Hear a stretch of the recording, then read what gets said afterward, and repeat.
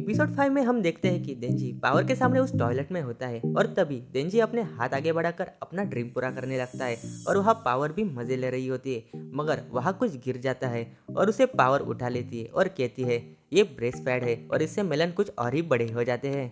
और ये सुन के देंजी काफी ज्यादा हैरान हो जाता है और पावर उससे कहती है चलो अभी तुम्हारे 2 चांस बाकी है। ये सुन के देंजी अपने 2 बार और ड्रीम पूरा करने लगता है।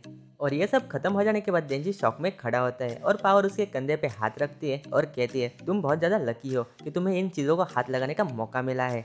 और वो बोलना कंटिन्यू रखती है और कहती है अब तो म्याऊ भी सेफ है, अब मेरा डेविल हंटर रहने का कोई मतलब नहीं, मगर मैं माकिमा को धोखा नहीं दे सकती, इसलिए हमें साथ में काम करना होगा। और वो वहाँ से जाते हुए कहती है कि अब तुम अपना काम कर सकते हो। फिर हम देखते हैं कि देंजी अभी भी शॉक में होता है, वो खाते हुए भी शॉक में होता है और पेट्रोलिंग के वक्त भी। फिर माकिमा देंजी को ऑफिस में बुलाती है और उससे पेपर वर्क करवा रही होती है उस बैड डेविल इंसिडेंट्स के बारे में। और वो देंजी से कहती है मुझे माफ़ करो, मुझे ये तुमसे करवाना पड़ रहा है मगर मैं क्या करूँ, मुझे पेपर वर्क ज़्यादा कुछ खास पसंद नहीं। तभी माकिमा नोटिस करती है कि देंजी कुछ खोया खोया से है। फिर उससे वो पूछने लगती है क्या तुम्हें कुछ परेशान कर रहा है। फिर देंजी माकिमा को बताने लगता है कि जिस चीज़ के पीछे मैं कई सालों से था वो मैंने पा लिया है, मगर उसे पाने के बाद मुझे ऐसा लग रहा है कि ये मेरे लिए काफ़ी आसान था, लेकिन अब मुझे पता नहीं कि मैं किस चीज़ के पीछे भागूं। मगर माकिमा के कुछ पल्ले नहीं पड़ रहा था और वो पूछने लगती है आखिर तुम किस बारे में बात कर रहे हो। फिर अपना देंजी डायरेक्टली उसे बताने लगता है कि मैंने मेलन्स को टच किया, अब मेरे लिए कोई बड़ी बात नहीं। और माकिमा को सब कुछ समझ में आ जाता है और वो देंजी के पास आती है और उसका हाथ पकड़ लेती है और उससे कहती है कि नॉटी थिंग्स करने से पहले अपने पार्टनर के बारे में जानना बहुत ज़्यादा ज़रूरी होता है कि वो किस तरह से फील कर रही है। और वो देंजी को सीड्यूस करते हुए कहती है कि अपने पार्टनर के हाथ को ऑब्जर्व करो और देखो कि उसकी उंगलियां कितनी ज़्यादा बड़ी है और उसके हाथ ठंडे है या गर्म और उसके कानों का शेप क्या है। और फिर वो देंजी के थंब को बाइट कर लेती है और उससे कहती है कि तुम्हें कितना ज़्यादा दर्द महसूस हो रहा है, मुझे बताओ। और फिर वो देंजी के थंब को अपने होठों पे घुमाने लगती है और उससे कहती है कि इसे याद रखो। इस पे देंजी हैरान होकर कहता है कि मैं सब कुछ समझ गया और तभी माकिमा देंजी का हाथ अपने मेलन्स के ऊपर रख देती है। और इस बार सच में देंजी को कुछ फील होता है और वो चेयर से गिर जाता है और वो हाँफने लगता है और इस बार सही में देंजी ने अपना गोल तो पूरा कर ही लिया। फिर माकिमा उसके पास जाके कहती है क्या तुम मेरे ऊपर एक फेवर कर सकते हो। फिर देंजी कहता है हाँ क्यों नहीं। फिर वो उसे बताने लगती है क्या तुम मेरे लिए एक डेविल को मार सकते हो। फिर माकिमा देंजी को उस डेविल के बारे में बताने लगती है और कहती है उस डेविल का नाम गन डेविल है और वो 13 साल पहले यूएस में दिखा था, अब वो कहाँ है उसका कोई पता नहीं, मगर वो डेविल काफ़ी ज़्यादा स्ट्रांग है, मगर ये काम तुम कर सकते हो क्योंकि तुम बाकी डेविल हंटर से काफ़ी अलग हो। और वो आगे कहना कंटिन्यू रखती है और कहती है अगर तुम इस डेविल को मारोगे तो मैं तुम्हारी कोई भी विश पूरी कर दूंगी। ये सुन के देंजी हैरान होकर कहता है कि कोई भी विश? हाँ कोई भी विश, इवन वो भी। फिर माकिमा देंजी को एक स्टोरी सुनाने लगती है और उससे वो कहती है आज से कई साल पहले डेविल्स को मारने के लिए लोग गन का इस्तेमाल करते थे, इस वजह से क्राइम काफ़ी ज़्यादा बढ़ गया और इस वजह से मीडिया वाले बस वायलेंस को ही कवर करती थी। और तभी अमेरिका में एक टेररिस्ट अटैक हुआ और उस दिन गन डेविल को आखिरी बार देखा गया था। और तभी हमें एक फ्लैशबैक दिखाया जाता है और वहाँ पे एक बच्चा अपने भाई को खेलने के लिए बुला रहा होता है, मगर उसके पेरेंट्स उसे कहते हैं अगर ये बाहर जाएगा तो ये फिर से बीमार पड़ जाएगा, इसलिए तुम अपने आप ही खेलो।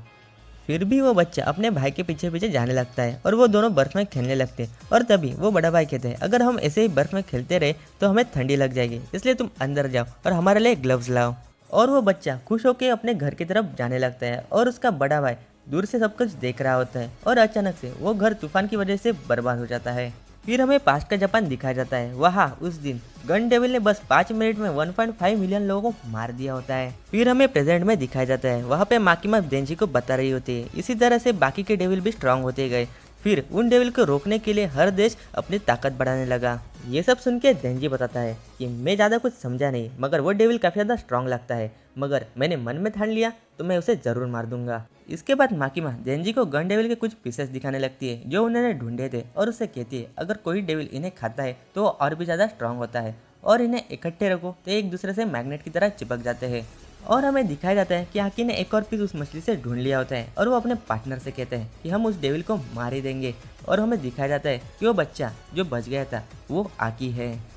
फिर हमें सीन दिखाया जाता है मॉरिन्स होटल का, जहाँ पे पब्लिक सेफ्टी को डेविल्स को मारने का एक मिशन मिला होता है और वहाँ पे लोगों को बचाने के लिए हमारे हीरोज की टीम आ जाती है। और यहाँ पे मैं कुछ कैरेक्टर से आपको इंट्रोड्यूस करता हूँ। ये है आकी, फिर आता हमारा ठरकी देंजी, पावर, ए एकाहोली हिनोमी और ये घबराने वाली कोबे नहीं है, और ये बंदा जो सबसे ज़्यादा ताकतवर लगता है, इसका नाम है हिरोकाज़ु। वहाँ आकी उन्हें बताने लगता है कि वो डेविल इसी होटल में छुपा हुआ है और वहाँ पे उस गन डेविल का पीस उस होटल की तरफ खींचा जा रहा था। इससे उन्हें उस डेविल की लोकेशन पता चल रही थी।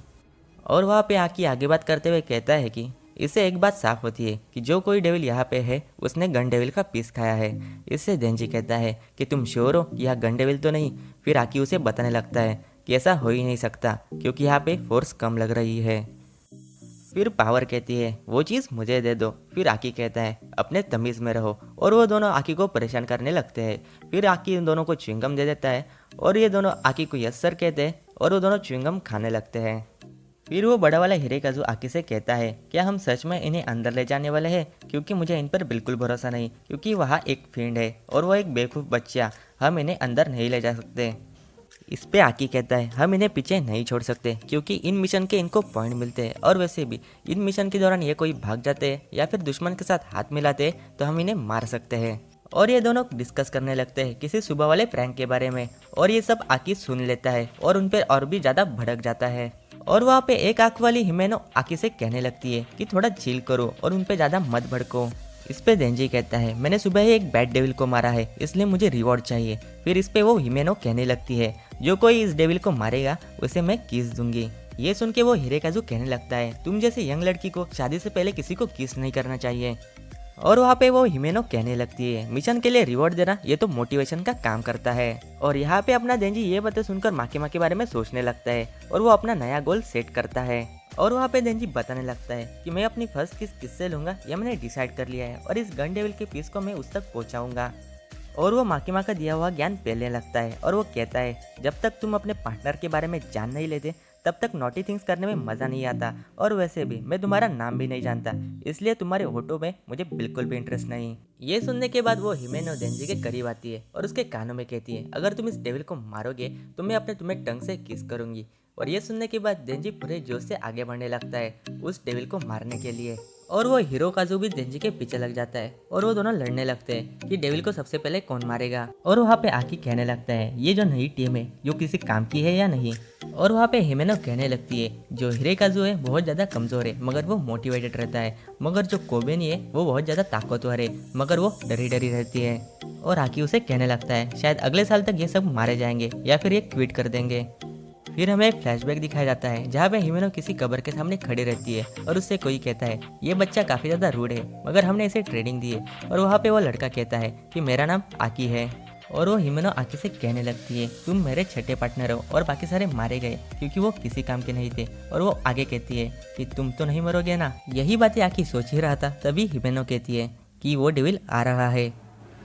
और उन्हें देखते ही वो डेविल उन पर अटैक करने के लिए बढ़ता है, मगर हिनेमो अपना हाथ आगे बढ़ाती है और वो डेविल अपने आप ही फ्लोट करने लगता है। और मौके का फायदा उठाकर पावर उस डेविल को बीच में से काट डालती है। और पावर कहने लगती है देखो मेरे डर से हवा में ही फ्लोट करते रह गया। और वहाँ पे हिनेमो कहने लगती है वो मेरी पावर थी और वो मेरी वजह से ही हवा में ही फ्लोट करते रह गया। और वो आगे कहती है मैंने एक घोस्ट डेविल से डील की है और मैंने उससे एक चीज़ एक्सचेंज की है और वो है मेरी दाई आँख, और इस वजह से मैं उसका एक हाथ भी यूज़ कर सकती हूँ। ये हाथ इनविजिबल भी है और स्ट्रांग भी। फिर आकी चेक करके बताने लगता है कि ये डेविल वो नहीं जो हम लोग ढूंढ रहे हैं। फिर वो आगे बढ़ने लगते हैं और फिर वो सारे 9th फ्लोर की ओर बढ़ने लगती है। तब पावर कहती है तुम क्या करोगी अगर मैं इसे मार दूँ। फिर हिमेनो बोलने लगती है तुम इससे दूर ही रहो, तुमने फिर से ऐसा किया तो मैं तुम्हें मार दूंगी। और वो अपने घोस्ट पावर से उसका गला पकड़ लेती है और पावर खुद को छुड़ा पा नहीं रही थी मगर हिनेमो उसे छोड़ देती है। और पावर चिल्लाते हुए कहती है कि मैं इसे नहीं छोड़ूंगी, लेकिन देंजी कहता है तुम इसे कुछ नहीं करोगी क्योंकि मुझे इससे किस लेनी है। फिर हिरोकाज़ु नोटिस करता है कि वो घूमकर वही जगह पे आए हैं जहाँ पे उन्होंने उस डेविल को मारा था। फिर वो ये बात सबको बताने लगता है लेकिन उसका कोई भरोसा नहीं करता, इसलिए वो खुद ही चेक करने के लिए ऊपर 9th फ्लोर की ओर जाने लगता है। लेकिन वो घूम के नीचे से ही 8th फ्लोर की ओर आ जाता है जहाँ पे सारे लोग खड़े होते हैं। और ये सब पता चलते ही सारे डेविल हंटर्स घबराने लगते हैं और यहीं पे हमारा ये एपिसोड खत्म होता है। अगर ये वीडियो आपको अच्छा लगा हो तो इसे लाइक कर देना और मुझे कमेंट करके जरूर बताना कि आपको कैसा लगा, और चैनल को सपोर्ट करने के लिए इसे सब्सक्राइब जरूर करना। और मैं मिलता हूँ आपको चेंसो मैन के एपिसोड 6 के साथ, तब तक के लिए आ रा, सायोनारा।